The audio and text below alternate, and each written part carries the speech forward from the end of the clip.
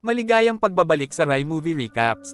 Narito na naman po tayo para sa isa na namang magandang pelikula na pinamagatang Shark the Beginning na napalabas noong 2021. Kaya't ano pa ang ating hinihintay? Sit back, enjoy and relax, love you. Nagsimula ang kwento sa isang batang boksingero na nagngangalang Yang. Sa edad na 16, naging local celebrity na siya dahil sa kanyang kahangahangang husay sa boxing. Isang gabi, matapos manalo sa isang malaking laban, nagmamadaling umuwi si Yang, hinihintay siya ng kanyang ina at kapatid, at hindi na siya makapaghintay na makita sila. Ngunit pagdating niya doon, ang nahanap niya ay hindi ang kanyang inaasahan. Sa halip na mainit na yakap at pagbati, napunta siya sa isang bangungot. Nakahiga doon ang kanyang ina at kapatid na walang buhay. Bigla naman siyang sinugod ng isang lalaki mula sa likuran. Ngunit si Yang, bilang isang bihasang boksingero, ay mabilis na lumaban at napatay ang umaatake. Fast forward 2 taon, sa isang paaralan sa isang lugar sa bayan, isang grupo ng mga lalaki ang nag-uusap tungkol sa kwento ni Yang. Narinig nila na ang mga taong umatake sa kanyang pamilya ay talagang mga magnanakaw. At ibinaba silang lahat ni Yang gamit ang kanyang mga kamay. Sa kasamaang palad, kahit na siya ay kumilos sa pagtatanggol sa sarili, siya ay kinasuhan ng pagpatay at ipinadala sa bilangguan. Isa sa mga lalaking nakikinig ay si Subin, isang bagong estudyante sa paaralan. Lumipat ng paaralan si Subin para takasan ang pambubuli na naranasan niya noon. Sa wakas ay nagsisimula na siyang manirahan at maging komportable ng isang araw, ipinakilala ng guro ang isang bagong bata sa klase, si Tony. Natigilan si Subin nang makita siya. Boksingero rin si Tony, at isa siya sa mga bully na nagpahirap kay Subin sa dati niyang paaralan. Nang makitang muli si Tony ay naibalik ang lahat ng takot na inakala ni Subin na iniwan niya. Pagkalabas ng guro sa silid-aralan, hindi nag-aksaya ng oras si Tony na itatag ang kanyang pangangibabaw. Sinimulan niyang kunin at bugbugin ang ilang mga bata nang walang dahilan, na ipinakita sa lahat kung sino ang namamahala. Sa kalaunan, nagpunta siya sa Subin, na nagbabalak na gawin din ito. Nanatiling tahimik si Subin, takot na tumayo para sa sarili. Noon ay pumasok ang isa niyang kaibigan para protektahan siya, ngunit walang pakialam si Tony, itinulak niya ang dalaga sa gilid at itinaas pa ang kamay para sampelan. Sa unang pagkakataon sa kanyang buhay, nagkaroon ng lakas ng loob si Subin na pigilan si Tony. Pero sa halip na umatras ay mas nagalit si Tony. Balak niyang talunin si Subin. Sa takot sa kanyang kaligtasan, kumuha si Subin ng panulat para ipagtanggol ang sarili. Tinuya lang siya ni Tony, inuulit, sige, gumamit ka ng panulat, hampasin mo ako, mahina ka. Nang walang makitang labasan at napahawak sa hawak ni Tony, natarante si Subin. Walang iniisip na tinusok niya ang kawali sa mata ni Tony. What's next, si Subin ay kinasuhan ng attempted murder, ngunit nang dumating ang oras upang tumstigo sa korte, hindi niya napigilan ang sarili na magsalita laban kay Tony. Bilang resulta, siya ay sinentensyahan ng 2 taon sa bilangguan. Sa pagsakay sa bus patungo sa kulungan, natagpuan ni Subin ang kanyang sarili na nakaupo sa tabi ng walang iba kundi si Yang, ang kilalang boksingero. Pagdating nila sa bilangguan, hinati ang mga bilanggo sa iba't ibang selda. Si Subin ay inilagay sa isang magnanakaw na nagngangalang Min, at ang dalawa ay mabilis na naging magkaibigan. Hindi nagtagal bago sinabi sa kanila ng isang kapwa bilanggo ang tungkol sa mapanganib na sitwasyon sa loob ng mga pader ng bilangguan. May 3 makapangyarihang bilanggo na namuno sa lugar, sina Jun, Akio, at Han. Si Jun ang pinakamakatwiran sa kanilang 3, madalas na pumapasok para pigilan sina Akio at Han sa pambubuli sa ibang mga bilanggo. Ngunit kamakailan lamang, nagtakda sina Akio at Han ng bitag para kay Jun, at bilang isang resulta, ikinulong siya ng pulisya sa isang solong pagkakakulong. Nang wala si Jun, walayang tinakot ni Akio at Han ang iba pang mga preso. Gayunpaman, ang pinakakinatatakutan na bilanggo sa lahat ay si Yang pa rin. Kahit na ang lahat ay natatakot sa kanya, si Yang ay may sariling code na hindi niya nakipaglaban ng walang magandang dahilan. Kinabukasan, tahimik na nakatayo sina Subin at Min, nanunood ng football match ni Akio at Han. Biglang, 2 manlalaro ang nasaktan, at tinawag ni Han sina Subin at Min papunta sa kanyang koponan, inanyayahan silang maglaro ng magkasama. Tahimik na sumang-ayon ang 2 lalaki, ngunit kinabahan si Subin, wala siyang masyadong alam sa paglalaro ng football. Bilang resulta, nagsimulang matalo ang koponan ni Han, at hindi gustong tanggapin ni Subin ang anumang responsibilidad para sa pagkatalo sa anumang pagkakataon. Dahil sa frustration, sinipa ni Subin ang bola ng nakapikit, ngunit nagkamali, napunta ito sa pagitan ng mga paa ni Akio. Ang hindi inaasahang sipa ay naging dahilan upang madapa si Akio, at siya ay nahulog sa lupa sa sakit na curious sa kung ano ang nangyari. Agad namang kinaladkad ng kanyang mga kaibigan si Suban patungo sa kanilang selda. Sa sobrang takot, naalala ni Suban ang pambubuli na dinanas niya sa dati niyang paaralan at nagsimula siyang humingi ng awa, ngunit ang kanyang mga pagsusumamo ay hindi narinig. Noon lang, napansin nilang naglalakad si Yon. Agad silang nagpalit ng ugali, na parang kaibigan sila ni Subin. Nang makita ito, napagtanto ni Subin na iginagalang ng lahat sa bilangguan si Yang. Sa takot sa kanyang kaligtasan, tumakbo siya patungo kay Yang para humingi ng tulong. Bagamat karaniwang iniiwasan ni Yang ang hindi kinakailangang gulo, ngunit hindi niya maaaring baliwalain ang desperadong pakiusap ni Subin. Nang sinubukan siyang pigilan ni Akio, mabilis siyang napatumba ni Yang sa isang suntok.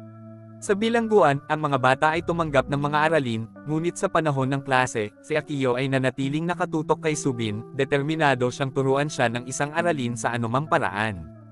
Kaagad pagkatapos ng klase, dinala ng gwardya si Suban para makipagkita sa isang tao, at laking gulat niya, si Tony iyon. Ang isa sa mga mata ni Tony ay napinsala na ngayon, bunga ng kanilang nakaraang pagtatagpo, at siya ay pinatalsik sa paaralan. Mula noon, naninirahan na si Tony sa mga lansangan, at naniniwala siyang kasalanan ni Suban ang lahat ng kanyang kasawian.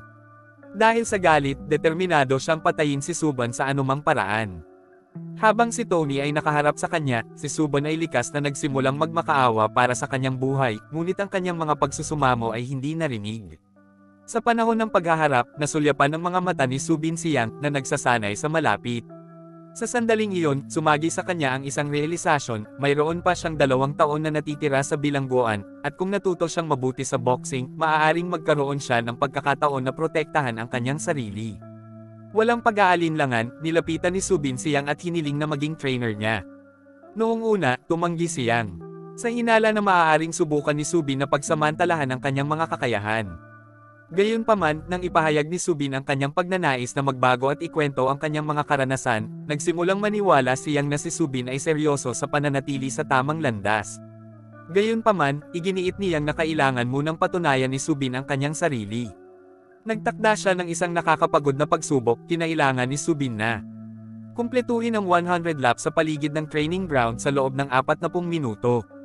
Ang pagsasanay na ito ay napakahalaga para sa kaligtasan ni Subin, kaya nagsimula siyang tumakbo, na pinalakas ng mga nakakatakot na alaala ng kanyang nakaraang pagmamaltrato.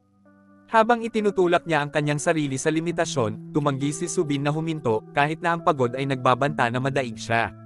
Sa bawat pagdaan ng Kondongen, naglalaro sa kanyang isipan ang mga larawan ng kanyang paghihirap, na nagtutulak sa kanya pasulong. At sa makatuwid ay handa siyang mamatay ngunit hindi huminto, sa mga huling round, siya ay lubos na ginugol. Ngunit nakita niyang ang determinasyon sa mga mata ni Subin at tinawag siyang huminto. Gayunpaman, si Subin, na determinado sa kanyang misyon, ay determinadong makapasa sa pagsusulit sa anumang halaga. Nang malapit na si Subin sa kanyang breaking point, siya ay pagod na halos mawala ng malay. Noon lang, nahuli siya niyang bago siya bumagsak sa lupa. Sa pagtingin sa kalagayan ni Subin, napagtanto niyang kung gaano kahalaga para sa kanya na matuto ng boxing. Ito ay mahalaga para sa kanyang kaligtasan, kaya mabilis niyang hiniling sa jailer na ilipat si Subin sa kanyang silid. Buti na lang at fan niyang ang jailer at nakilala niya na mabuti siyang tao, kaya pumayag siya ng walang pag-aalinlangan. Mula kinabukasan, sinimulan niyang ang pagsasanay kay Subin. Gayunpaman, nang makita kung gaano kaina si Subin, alam niyang kailangan niya itong itulak ng husto. Samantala, binabalak ni Akio ang kanyang paghihiganti. Pinaalalahanan siya ng mga kaibigan niya na kasama ni Min si Suban noong araw na iyon, at naisip nila na baka magagamit nila si Min para paghiwalayin si Suban kay Yang. Habang nagpapatuloy ang pagsasanay, si Suban ay lubos na naubos. Gusto niyang magpahinga, ngunit mabilis na pinaalalahanan siya ni Yang na hindi siya matututo ng boxing sa ganoong uri ng ugali. Dahil sa inspirasyon ng mga salita ni Yang, pinilit ni Suban ang sarili na magpatuloy. Siya ay nagtrabaho ng walang pagod sa mga sumunod na araw, at dahan-dahan ngunit tiyak, ang kanyang katawan ay nagsimulang magbago. Sa panahong ito, nagsimulang umusbong ang matibay na pagkakaibigan sa pagitan ni Suban at Yang. Sa labas ng mga pader ng bilangguan, si Tony ay nakikipag-away sa bawat magnanakaw sa lungsod, sinusubukang patunayan ang kanyang sarili. Isang araw, sa isa sa mga scuffle na ito, napansin siya ng isang kilalang gangster. Humanga sa kakayahan ni Tony, inalok siya ng gangster ng trabaho, ngunit hindi interesado si Tony at insultuhan ang gangster. Bilang tugon, pinatumba siya ng gangster ng isang sampal. Pagkatapos, binigyan ng gangster si Tony ng huling pagkakataon na tanggapin ang alok. Desperado sa pera, sa wakas ay pumayag si Tony na magtrabaho para sa kanya na pagtantong wala na siyang ibang pagpipilian. Sa tanghalian sa bilangguan, samahan daw si Min at sinabi kay Subin na sa lalong madaling panahon, siyang ay ililipat sa isa pang bilangguan at siya ay paalisan. Binalaan niya si Subin na kapag nangyari iyon, maiiwan siyang walang pagtatanggol laban kay Akio. Naramdaman ni Subin ang isang alon ng pagkabigo na bumalot sa kanya. Walang binanggit siyang tungkol dito, at kailangan niya itong makausap kaagad. Nang harapin ni Subin siyang, ipinaliwanag niya na balang araw, kailangang panindigan ni Subin ang kanyang sarili. At ang araw na iyon ay mabilis na lumalapit. Tumanggaw si Subin, naiintindihan ang kahalagahan ng mga salita ni Yang, at ibinalik ang sarili sa pagsasanay. Samantala, hanggang ni Akito ay nanliligalig nang makita ito ni Min Subin at sumugod. Nang subukan nilang takutin siya, pinakawalan ni Subin ang kanyang husay sa boxing na madaling ibinaba ang mga ito. Mabilis na kumalat kay Akio ang balita ng kanyang pagkapanalo na nagutos sa kanyang mga goons na dalhin agad sa kanya si Suban. Pero ngayon, ang mga tauhan ni Akio ang natatakot sa away. Lumapit sila kay Suban, takot na takot, at humingi ng tulong sa kanya. Si Suban, na nakaramdam ng pressure, ay humarap mismo kay Akio. Nagsimula siya sa pamamagitan ng paghingi ng paumanhin para sa anumang mga nakaraang hindi pagkakaunawaan, ngunit wala si Akio. Walang babala, inatake siya nito. Ngunit si Suban ay hindi nakatulad, lumaban siya bilang pagtatanggol sa sarili. Bagamat mas malakas pa si Akio, pinigilan ni Suban ang kanyang paninindigan. Pagkatapos ng matinding pagpupumiglas, inihagis siya ni Akio sa lupa. At inakala ng lahat na tapos na ang laban. Ngunit si Suban, na pinalakas ng determinasyon, ay tumalon pabalik at nagsimulang saktan si Akio hanggang sa pumasok siyang upang pigilan siya. Pagkatapos noon, tahimik silang umalis sa eksena. Samantala, ang reputasyon ni Tony ay lumalago sa lungsod at siya ay nagiging mas mapanganib sa bawat araw. Bumalik sa gym, ang pagsasanay ni Subin kasama siyang ay umabot sa punto ng pagbabago. Sa isang sesyon, susuntukan ni Subin siyang sa mukha, at dito rin nagtatapos ang kanilang paglalakbay, dahil inilipat siyang sa ibang kulungan ng araw ding iyon. Bago umalis, sinabihan niyang si Subin na patuloy na magsikap. Nang makaalis siyang, pinalaya din sina Jun at Han, ibig sabihin ay malapit nang magbago ang bilangguan. Gayunpaman, hinamon ni Han si Subin na makipag-away, nangako na kung nanalo si Subin, hindi na niya muling aaapi ang sinuman sa bilangguan. Napagkasunduan nilang magkita sa loob ng 5 araw. Samantala, bumalik si Tony upang makita si Suban, na interesado sa boss na nakapalibot sa kanyang pagsasanay. Imbes na ma-intimidate, excited pa siya sa nalalapit na showdown. Nang dumating ang araw ng laban, tinulak ni Han at Suban ang isa't isa sa kanilang mga limitasyon. Si Han, na hindi makasabay sa pagsusumikap ni Suban, sa huli ay tinanggap ang kanyang pagkatalo at tinupad ang kanyang pangako. Mula sa araw na iyon, walang nambubuli sa kulungan, at unti-unting naging magkaibigan ang lahat ng paksayon. Lumipas ang 2 taon, at nang tuluyang lumabas si Suban sa bilangguan, handa na siyang harapin ang mundo. Sa isang rematch laban kay Tony, ang parehong mga manlalaban ay napakaliksi kaya't hindi sila makapagtama sa isa't isa noong una.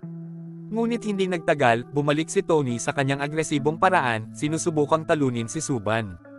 Nang si Tony ay nakarating ng suntok, naalala ni Suban ang pagsasanay niyang at tumayo siya. Gumamit siya ng isang espesyal na pamamaraan na itinuro sa kanya niyang, na nagdulot ng isang mapagpasyang suntok na nagpatamba kay Tony ng tuluyan. Pagkatapos, tahimik na lumayo si Subin, alam niyang nananatiling matatag ang pagkakaibigan nila niyang, kahit sa malayo. At dito na nga nagtatapos ang pelikula natin para sa araw na ito. Maraming salamat sa panunood.